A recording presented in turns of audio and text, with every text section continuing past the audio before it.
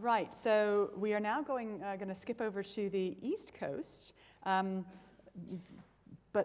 he still does have credentials for Silicon Valley.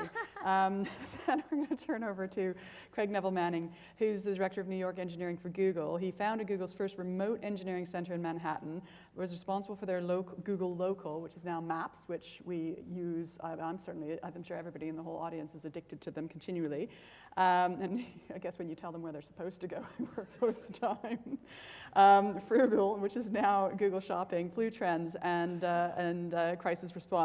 And before that, you were a professor at Rutgers and did your postdoc at Stanford. So you come from all over the place, and I'm really looking forward to hear what the future is going to look like according to you. Great. Thank you very much. So one of the things that really bothers me, I was thinking about, what's the world going to be like in 2034, and thinking about what would be the greatest thing that could change, right, in the next 20 years. Which led me to think that, the thing that really bugs me about our current world, there are many things, but to pick the one that probably bugs me the most is poverty. There's 1 billion people who live in extreme poverty right now.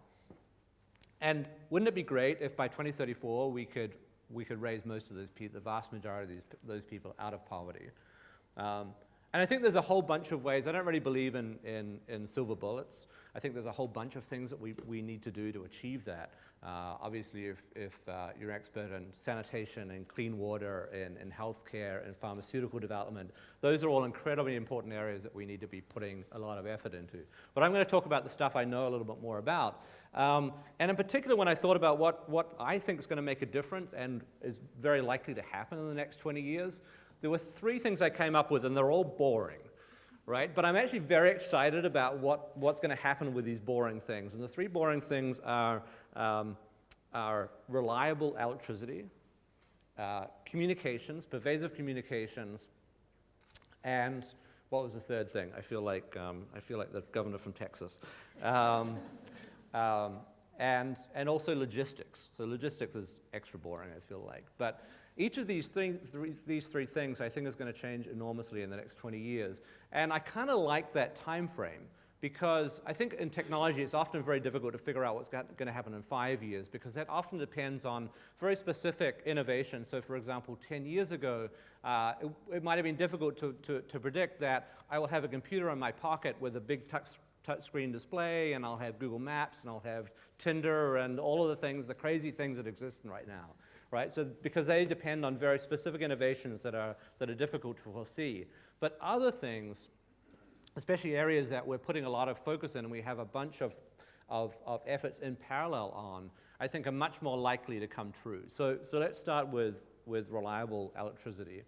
So right now in the developed world, we tend to rely on grid power. But increasingly with the efficiencies of scale of renewables, it's going to be much more possible in the future to generate power very locally with renewable energy. So think for a second of a solar panel on a roof. If we had solar panels on the roof of this building, we could use that and maybe store it during the day to power the lights that are on here right now.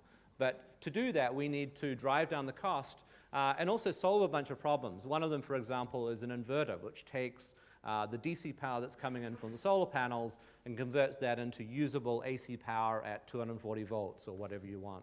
And so Google actually just launched a competition with $1 million prize to come up with a very small, very cheap inverter that people could have in their houses. So imagine how that would impact sub-Saharan Africa, for example, where instead of having to wait for the grid to get built out to every village in Africa, you could put a solar panel on the roof and generate power locally to power all your devices, all your appliances, and so on. So in a sense, in the way that we've seen the developing world kind of leapfrog over technologies that we use around here, that is landline telephones for communications, for example, leapfrog into using just straight to mobile technology, we could see the same thing with power.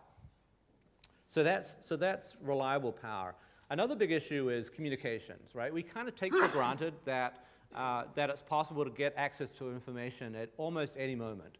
Well, almost any. I was coming up on the train from London today, and the phone connection was going in and out as we went. So even in the developed world, we don't really have pervasive internet.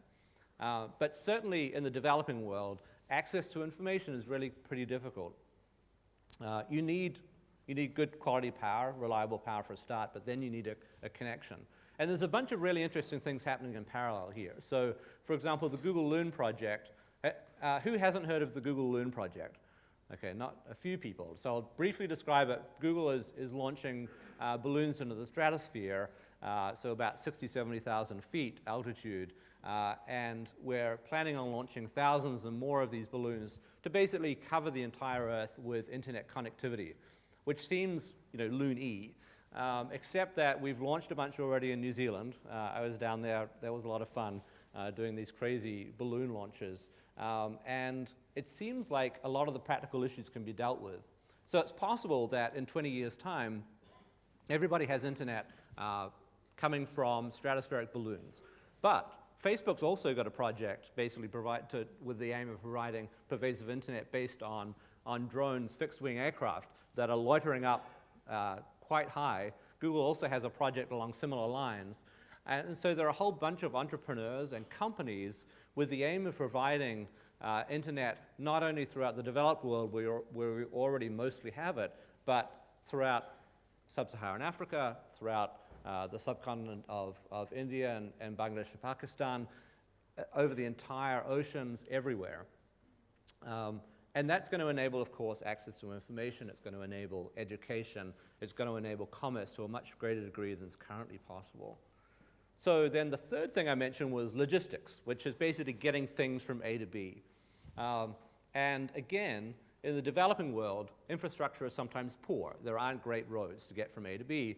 And so it's very expensive to move goods around. It's expensive to get access to the goods that you need, but it's also expensive for you to produce goods and get them to customers.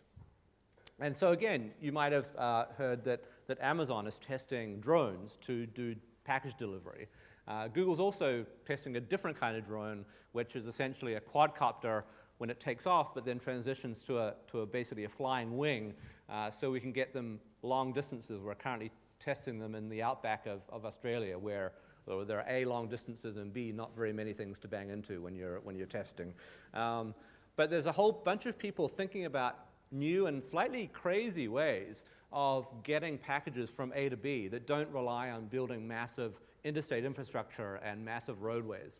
And by the way, all of that stuff is important. The terrestrial infrastructure that we've built is probably useful, but it could be in 20 years that a lot of people get the goods they need and export the goods they're producing using these other, much more interesting technologies that are currently a little bit insane, but I think the likelihood of any particular one of these succeeding is relatively high, right? We should have a bunch of projects in parallel.